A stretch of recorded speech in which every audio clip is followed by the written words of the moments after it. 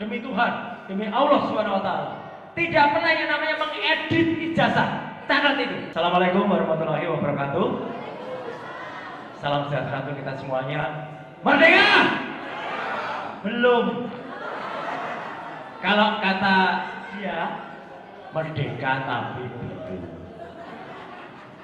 Saya ingin mengulangi apa yang tadi disampaikan oleh Pak Ustadz Kosinuddin selaku koordinator non-litigasi kita.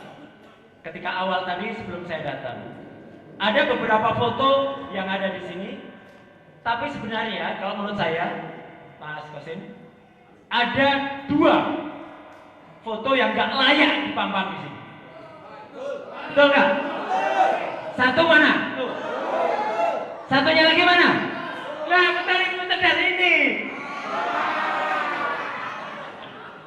Ini nggak layak.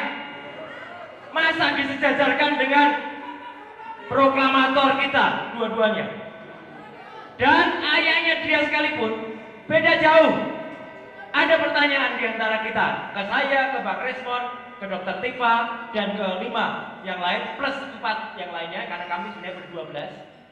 Kenapa ijazahnya Bung Karno dan Bung Hatta nggak diteliti? Salah besar. Bung Karno jelas, ijazah beliau adalah di Technische Hogeschool te Bandung, itu ITB, clear. Ijazahnya Bung Hatta jelas di Rotterdam, University of Erasmus. Bahkan ada satu contoh yang sangat bagus. Ini bagus untuk semua pejabat publik. Ijazahnya Bung Hatta sampai dengan hari ini, kalau kita pengen lihat, ada di Rotterdam replikanya. Jadi itu contoh. Kalau orang waras, sekaligus saya bilang, kalau orang waras pasti ijazahnya mau ditunjukkan. Tapi kalau ada sesuatu, pasti ijazahnya tidak ditunjukkan. Nah, jadi hari ini ada beberapa poin yang ingin saya sampaikan. Yang pertama, kami berterima kasih. Bukan hanya kami bertiga, ber-8, ber-12, dan kita semua.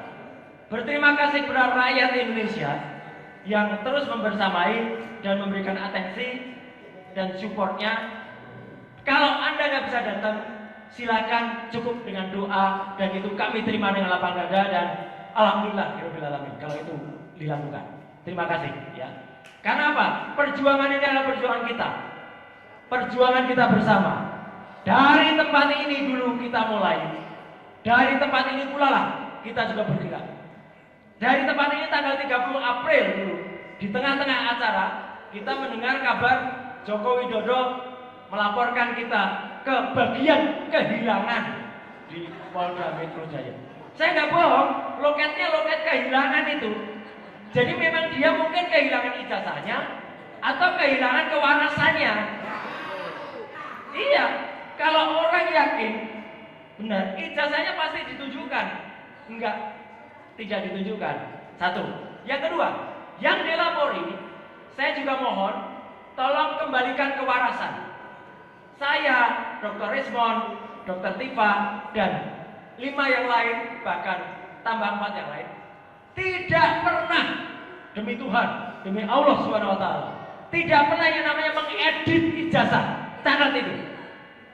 Kalau ada orang yang mengatakan kami mengedit ijazah dan mengedarkan ijazah palsu, orang itu yang berbohong. Kami memang meneliti ijazah yang pernah diposting oleh seorang kader partai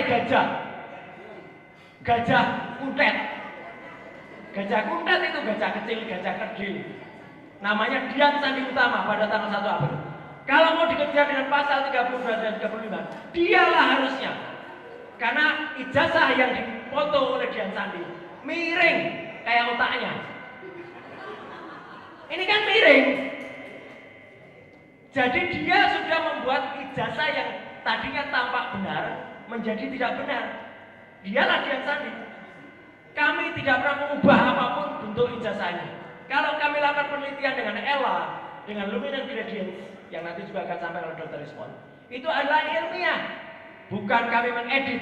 Jadi kalau ada orang nggak mengerti bahwa kami melakukan penelitian untuk mengedit, itulah yang kita tentang. Kenapa? Karena pasal yang digunakan untuk mengedit itu Ada pasal 32 dan 35. Itulah yang mau dibebankan kepada kita-kita untuk ditahan. Karena ancaman hukumannya di atas 5 tahun. Jadi itu yang akan kita dobrak pertama kali. Tidak pernah ada edit mengedit. Kalau urusan pencemaran nama baik, silakan saja kita bertarung pengadilan. Tapi demi Tuhan, demi Allah sekali lagi, tidak ada yang namanya edit. Dan bahkan ijazah yang kami teliti sudah dikonfirmasi oleh KPU, ada 5 tempat sama dengan ini. Jadi mana yang diedit? Tidak ada. Dan sekali lagi 99,9% ijazah ini palsu. Sudah clear banget ya. Dan kenapa kami ditersangkakan? Terus terang mendengar kabar ditersangkakan itu sebenarnya semenjak minggu yang lalu. Sebelum saya, sebenarnya waktu itu saya berniat juga mengajak Dr. Rismond dan juga Dr. Tifa dan juga semuanya untuk ke Sydney, Australia. Sudah terdengar kabarnya, bahkan akan ada dicekal, di sana dikejar Interpol dan lain sebagainya. Alhamdulillah, jalan semuanya lancar dan bukti utama yang kami peroleh, Gibran tidak punya ini. Sekali lagi, Gibran tidak punya yang katanya dia lulus dari UTS Insert. Nanti dia dilanjutkan Dr. Rismond. Kita mengejar ke Kementerian Pendidikan Dasar Menengah. Karena apa? Itu yang tidak sah persyaratannya. Persyaratan ijazah tidak ada, persyaratan rapor juga tidak ada selama 3 tahun. Jadi jelas banget. Dan kalau tadi dikatakan oleh Pak Ustadz Qasimuddin, tidak ada Profesor Jenny Indrayana. Semalam Pak Ustadz, saya juga ketemu dengan yang sudah juga memberikan dukungan ke kita, yaitu Pak Dr. Amir Samsudin, ya, mantan Menkumham, yang dulu ketika Prof. Denny, Pak Mamen, beliau adalah menterinya. Tetap Pak Amir Samsudin juga memberikan support kepada kita. Nah, at last but not least, teman-teman sekalian, kepada 7 yang lain yang ditersangkakan dan kepada 4 yang standby untuk dikembangkan. Tapi semoga tidak. Kita harus semangat. Kita percaya perjuangan kita adalah benar, di jalan yang benar, dan insya Allah kita akan diridhoi dan diselamatkan oleh Allah Subhanahu Wa Taala. Jangan kaget. Dengarkan kata-kata saya. Jangan kaget. Kalau nanti di tengah jalan ada emergency brake, apa itu? Itu adalah pertolongan dari Allah Subhanahu Wa Taala. Mungkin kami harus mengalami dulu sesuatu yang sangat tidak enak.